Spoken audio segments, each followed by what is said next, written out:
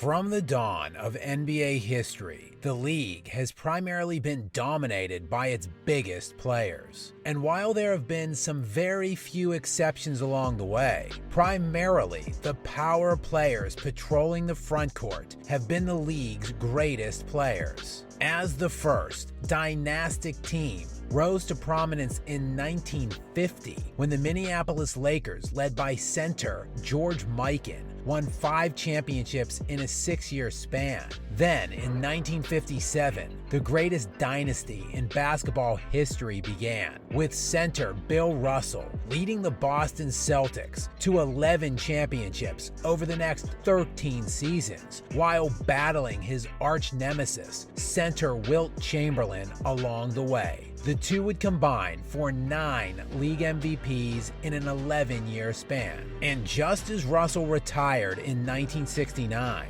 later that year, the Milwaukee Bucks would draft the NBA's next great big out of UCLA with the first overall pick in the draft, center Ferdinand Louis Alcindor Jr., who would go on to be known as Kareem Abdul-Jabbar, while winning 6 league MVPs, the most in NBA history, and going to 10 NBA Finals, winning 6 championships. Then, of course, the 90s ushered in the golden era of the big man, with Shaquille O'Neal, David Robinson, and Patrick Ewing all rising to prominence in the late 80s through mid-90s. But what if I were to tell you that there was one guy right in the middle of it all that was arguably better than them all, even if he was only a dream? In the famed 1984 draft that produced the greatest player of all time, Michael Jordan, the NBA's all-time leader in assists and steals in John Stockton, as well as 11-time All-Star and 10-time All-NBA member Charles Barkley, it would be Hakeem Olajuwon, who was drafted number 1 overall. And while Hakeem is certainly not the most decorated or statistically accomplished big in NBA history, when understanding the context of his career, the competition he faced, and the supporting cast he had around him, coupled with Olajuwon's own production, you can make a viable case that he's the best big in NBA history.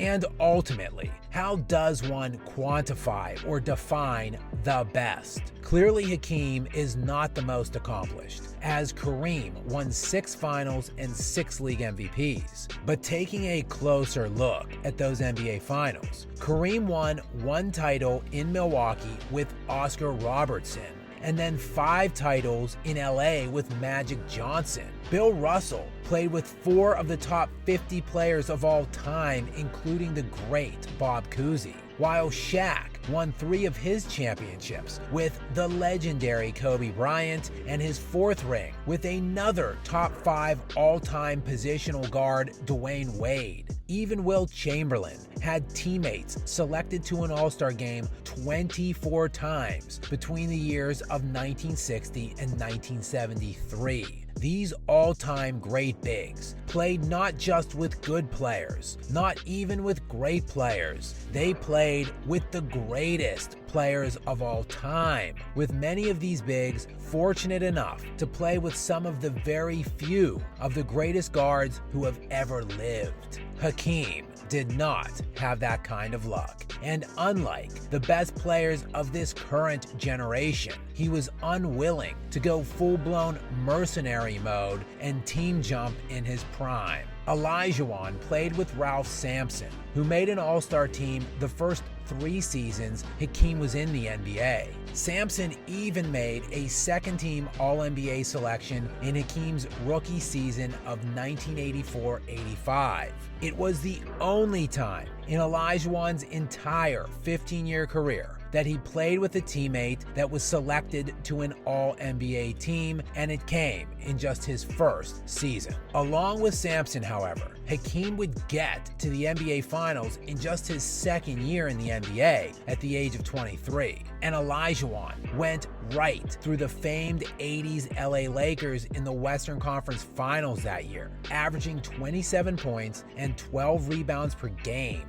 on 53% shooting for the entire playoff run. But in the finals, young Hakeem would run up against one of the greatest teams ever assembled, the 1986 Boston Celtics, led by league MVP Larry Bird that year, one of the 5 Hall of Famers on that team that won 67 games that season and lost 1 total home game. The future, though, seemed bright with this Twin Towers tandem of Hakeem Olajuwon and Ralph Sampson.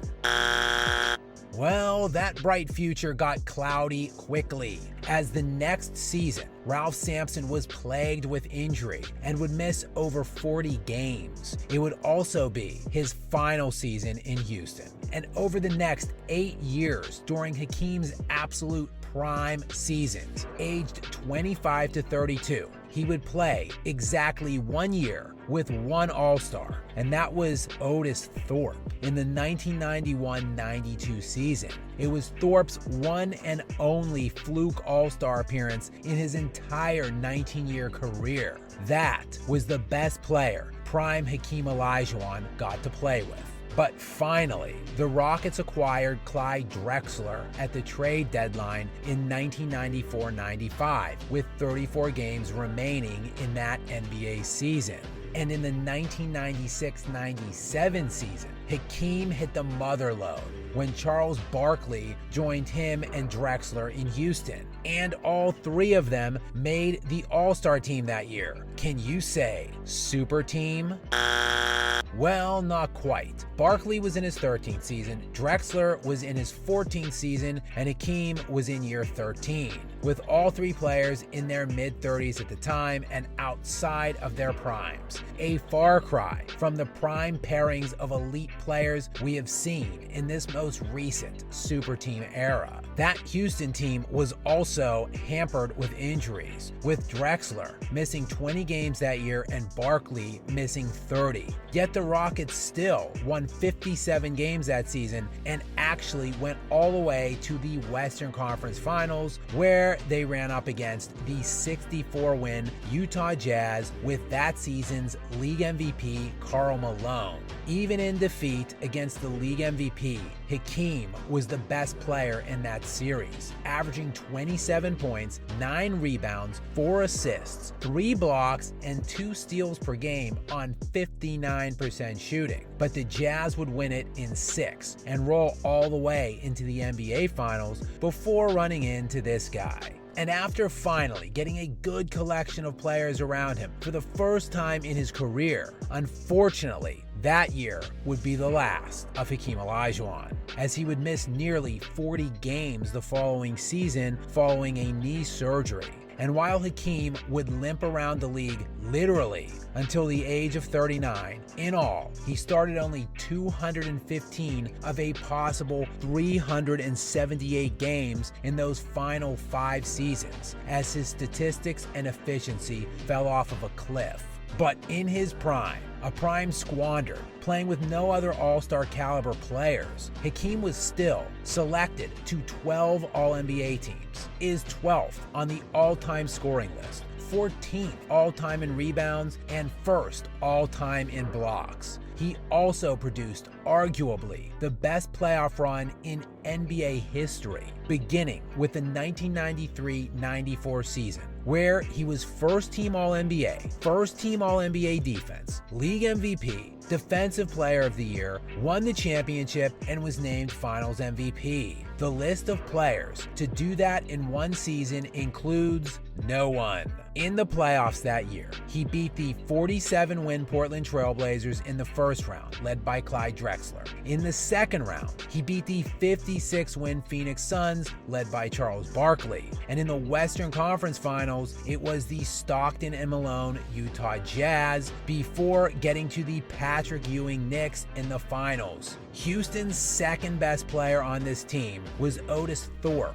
who averaged 14 points per game in the regular season, and their second leading scorer in the playoffs for that run was Vernon Maxwell, who averaged just under 14 points per game. Thorpe and Maxwell combined in 35 cumulative years played in the NBA made a total of 1 All-Star game. This is one of the most ludicrous playoff runs ever when factoring in competition and the supporting cast. And after winning only 47 games the following season and finishing as just the 6th seed in the Western Conference playoffs, Hakeem would go full-on legend in the 1995 playoffs, beating the 60-win Stockton and 2-time league MVP Karl Malone Utah Jazz in the first round. The first round. A 60-win opponent. In the second round, it was the 59-win former MVP Charles Barkley-led Suns. Then in the Western Conference Finals, it was the 62-win San Antonio Spurs led by that season's league MVP David Robinson. Then, waiting for Hakeem in the NBA Finals would be future league MVP Shaquille O'Neal and the Penny Hardaway Orlando Magic, a team that actually beat Michael Jordan's Chicago Bulls, as Jordan returned with 17 games left in the regular season before heading into the playoffs that season and falling in 6 games to the Magic in the East semifinals. But Hakeem would then dominate that Magic team and Shaquille O'Neal in the NBA Finals, sweeping them 4 games to none.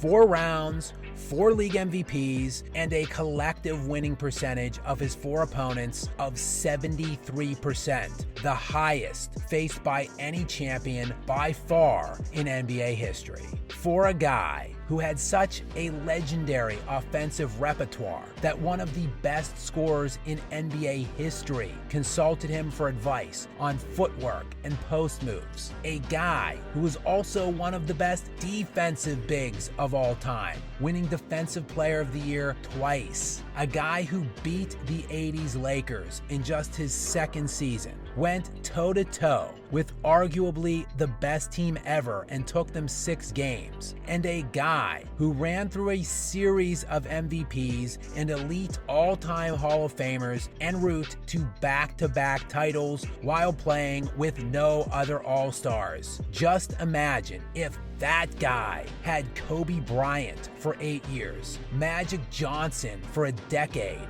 or Dwayne Wade, Jerry West, or Bob Cousy. How many titles could he have won surrounded by players like that? What then would his legacy look like?